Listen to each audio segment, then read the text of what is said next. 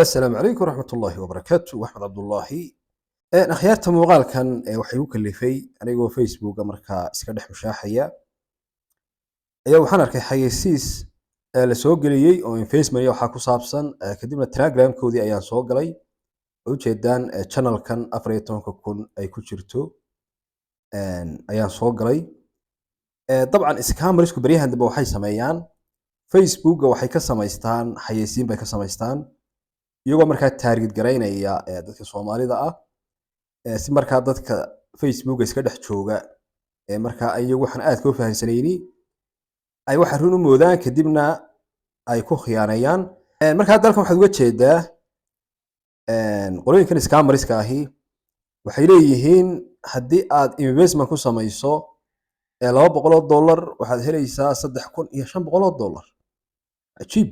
haddaad investment ku samaysay bay $300 waxaad helaysaa $3,700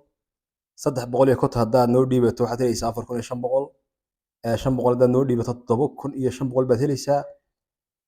runtii Soomaalidu waxan way ka helaan oo markay lacagta inta leeg arkaan way ilaawaan kadibna iyagoo lacagta bixiyay sarkaan scammerskuna Soomaalida aad bay u jecel yihiin oo runtii si fiican bay uga ceeshaan Soomaalida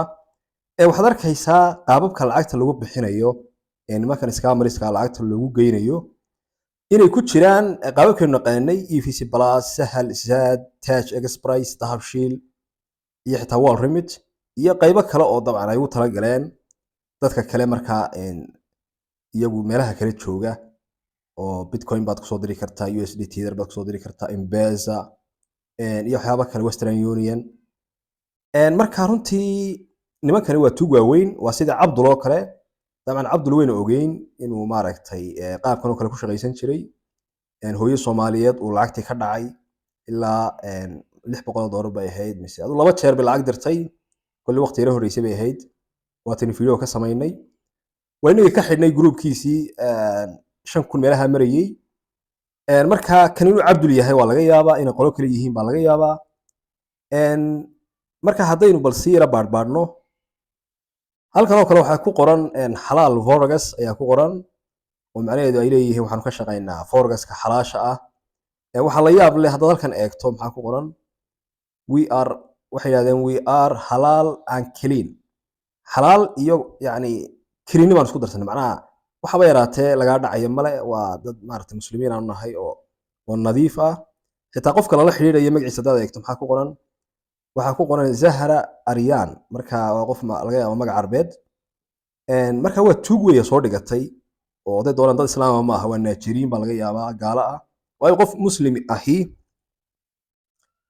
de walaalihiis saas uma khiyaani karo moogtay waa laga yaabaa dad tuug muslimiin waa jiraan laakiin se waxay u badan tahay dadkan aan muslimiin ahayn ay ku soo gabanayaan waxay taa magacyadana isticmaalayaan inay ku wadi ahayn ayay u badan tahay halkan oo kale waxa weeye islaan waayeelo cadaan ah ayaa hadlaysa marka dabcan waxay leedahay codkeedu muhiim ma aha waxay leedahay macnaha waan Facebook baa sameeyay kadibna lacag baan helay marka waxa laga yaabaa inay victim tahay oo iyada laftarkeeda ay maaragtay intay dhaceen ay ka duubteen way naqaanaa say u shaqeeyaan scammersku markay ku dhacaan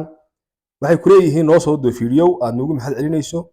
isla markaana aad leedahay lacag baan ka helay meesha waxbay kuu soo qorayaan wixii baad akhriyaysaa marka saantan waa laga yaabaa inay dhacan tahay ayay u badan tahay waxa la yaab leh halkan calankii Soomaaliya soo dhigteen oo u jeedaan nimankan scammersku Soomaalida way jecel yihiin horaan ku sheegay Soomaalida si fiican bay uga bariisayaan runtii marka calankoodii bay soo dhigteen waxay leeyihiin congratulations to our Somali clients who are investing with us macnaha way u hambalyeynayaan waxay leeyihiin lacagta ugu yar ee maaragtay lagu samayn karo investment ku waa $200 marka calankii Soomaaliya soo dhigteen halkan oo kale gabadh Soomaaliyeed baa ka hadlaysa oo maaragtay la dhacay dabcan waa la dhacay 100% waa la dhacay kadibna waa laga duubtay marka waxbay u qorayaan wixii bay markaa ku hadlaysaa My name is Proako. I'm from Somalia. I invested $200 for Hot Forex Group and I received $3,500 after 24 hours. So thank you for the management. My name is Barwaaqo. I'm from Somalia. dabcan waxay leedahay Soomaaliya ka imi lacag baan maal gashaday lacag baan helay adigu waa la dhacay oo marka iyada qudheedu waa victim oo dabcan waa nidaamka way yaqaanaan nimankan scammers-ka ahi qofka way dhacaan kadibna way rakaateeyaan wax noo soo duubay yiraahdaan sidan samee dee qof lacagtiisa maqan tahay waxyaalo badan uu samaynayaa xitaa mararka qaarkood tagasti bay yiraahdaan soo dir lacag kale ka sii qaataan adigu dhibaatay u geystaan marka waynu naqaanaa scammers-ku qaabkay sameeyaan marka Soomaali badan baa meesha ku dhacay runtii 14 kun oo qof baa meesha ku jira kulli Soomaali badan baa kamid ah marka akhyaarta Soma Crypto groupkan ma xiri karnaa channelkan 14 kun oo qof ku jirto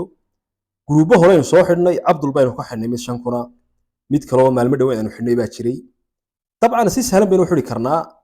community-geenu hadda 3255 buu marayaa dad badan baynu nahay wax badan baynu qaban karnaa way sahlanta in la xiro channelada scam-ka ah sababtu waxa weeye de waa scam marka xitaa 100 qof haday report garayso oo qolooyinka Telegram-ka ay arkaan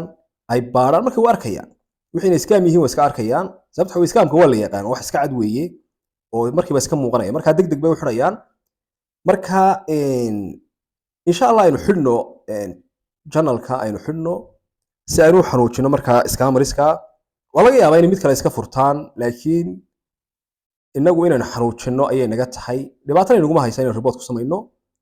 marka haddii aad go'aansato marka inaad hawsha ka qayb qaadato adigu waxba join oran unba waxaad ku dhufanaysaa saddexdaas dhibcood baad ku dhufanaysaa kadibna waxaad ku sii dhufanaysaa un reports ayaad ku dhufanaysaa kadibna qaybtan ayaad ku dhufanaysaa marka others-ka ay ku qoran tahay ayaad ku dhufanaysaa kadibna halkan waxaad ku qortaa un scam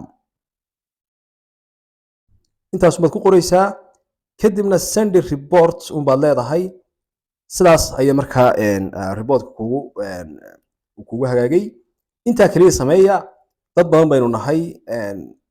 hadaynaan dee dhowr kun qof ilaa ama 500 oo qof hadaynaan maaragtay xitaa aanay report-ka sameynaynin 100 qof baa inagu filan ama 50 qof xitaa haday sameeyaan oo kale oo macquul marka insha Allah hawsha laga qayb qaato Swift Bitcoin investment hal la xiro insha Allah akhyaarta aad bay u salaamantihiin assalamu alaykum warahmatullahi wabarakatuh